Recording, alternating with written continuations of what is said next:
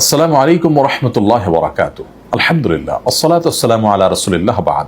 সুপ্রিয় দর্শক শ্রোতা ভাই বোন, নদীমাতৃক এলাকা এবং সমুদ্র তীরবর্তী অঞ্চলে ঝড় জলোচ্ছ্বাস হবে, এটি সুন্নাতুল্লাহ ফিল আরদ বা পৃথিবীতে আল্লাহ সুবহানাহু ওয়া তাআলার সিস্টেম এবং নিয়মেরই অংশ। ঠিক যেমনি ভাবে মরু অঞ্চলে মরুঝড় হয়ে থাকে এবং বনাঞ্চলে ভিন্ন ধরনের প্রাকৃতিক দুর্যোগ হয়ে থাকে, পৃথিবীর এক এক অঞ্চলে এক এক জায়গায় এক এক রকমের প্রাকৃতিক দুর্যোগ হয়ে থাকে এবং যেখানে যেরকম প্রাকৃতিক দুর্যোগ হওয়ার কথা সেটি সেখানে হওয়াটাই বরং স্বাভাবিক এবং এটি আল্লাহ সুবহানাহু ওয়া তাআলার নিয়মের অংশ, সিস্টেমের অংশ। এই সমস্ত প্রাকৃতিক দুর্যোগ আল্লাহ তাআলা কখনো কখনো দিয়ে থাকেন আমাদেরকে পরীক্ষা করবার জন্য, আবার কখনো কখনো দিয়ে থাকেন আমাদের কোনো কৃতকর্মের নগদ শাস্তি স্বরূপ, যাতে করে আমরা সতর্ক হয়ে ফিরে আসতে পারি মন্দ কর্ম থেকে।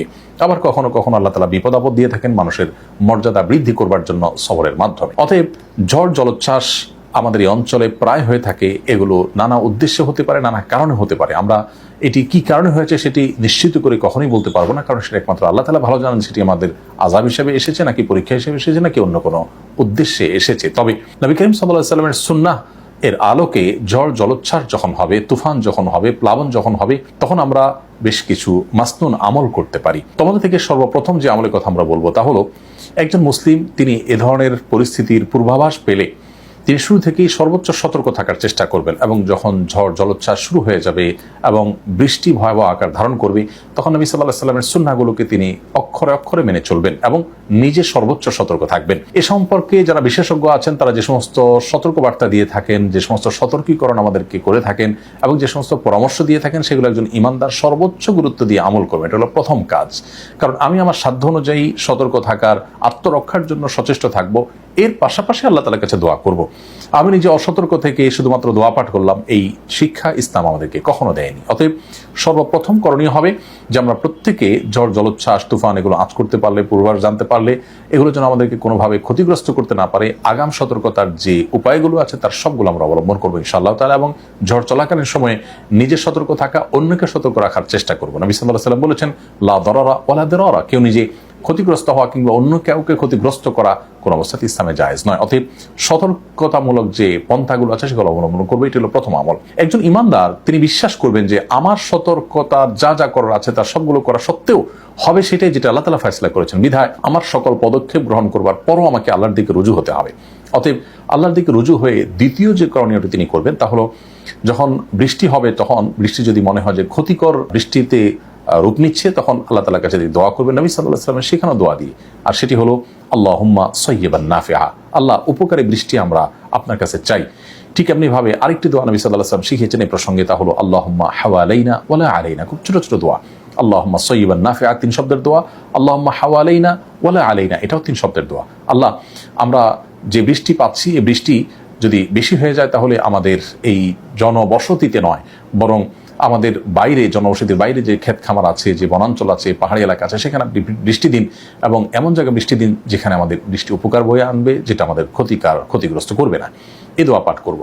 তৃতীয়ত করণীয় হলো, এই বৃষ্টি বাদল এগুলো যদি ঝড় জলোচ্ছ্বাসে রূপান্তরিত হয় এবং এটি যদি রীতিমতো তুফান এবং প্লাবনে পরিণত হয়, তাহলে সেক্ষেত্রে এই ধরনের ঝড় এবং তুফান থেকে আত্মরক্ষার জন্য নবী সাল্লাল্লাহু আলাইহি ওয়াসাল্লামের আরেকটি শেখানো দোয়া আমরা করব তৃতীয় আমল হিসেবে। সেটি হলো আল্লাহুম্মা ইন্নী আসআলুকা খায়রাহা ওয়া খায়রা মা ফিহা ওয়া খায়রা মা উরসিলাত বি ওয়া আউযু বিকা মিন শাররিহা ওয়া শাররি মা ফিহা ওয়া শাররি মা উরসিলাত বি।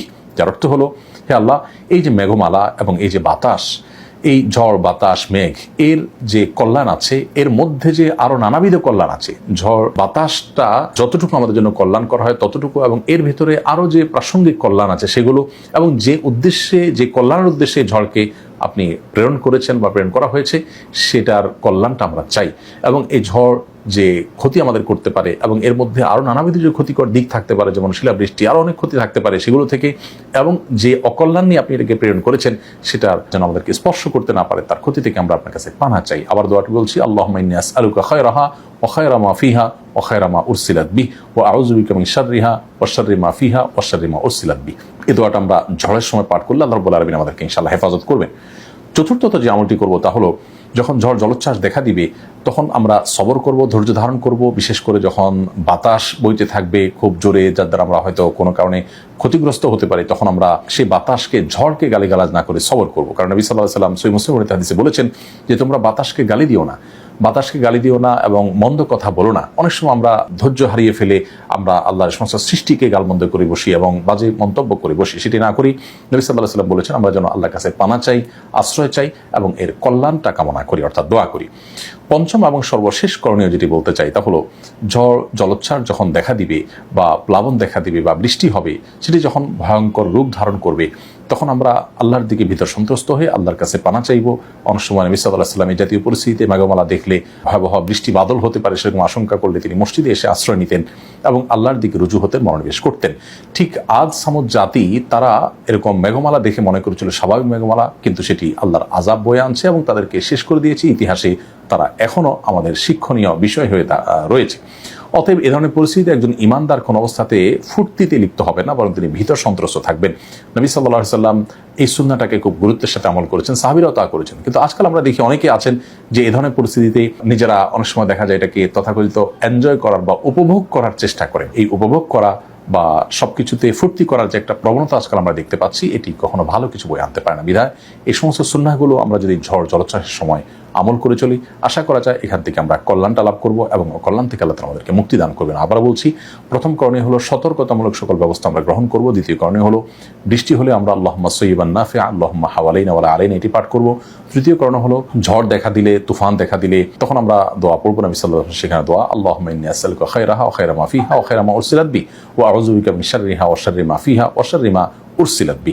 চতুর্থ করণীয় হলো এই ঝড় বাতাস বা এ জাতীয় প্রাকৃতিক দুর্যোগকে গালমন্দ করা বা বাজে মন্তব্য করা, এটা ইমানদারের সাথে যায় না। আল্লাহর সৃষ্টিকে গালি দেওয়ার কোনো সুযোগ অবকাশ ইমানদারের জন্য নেই।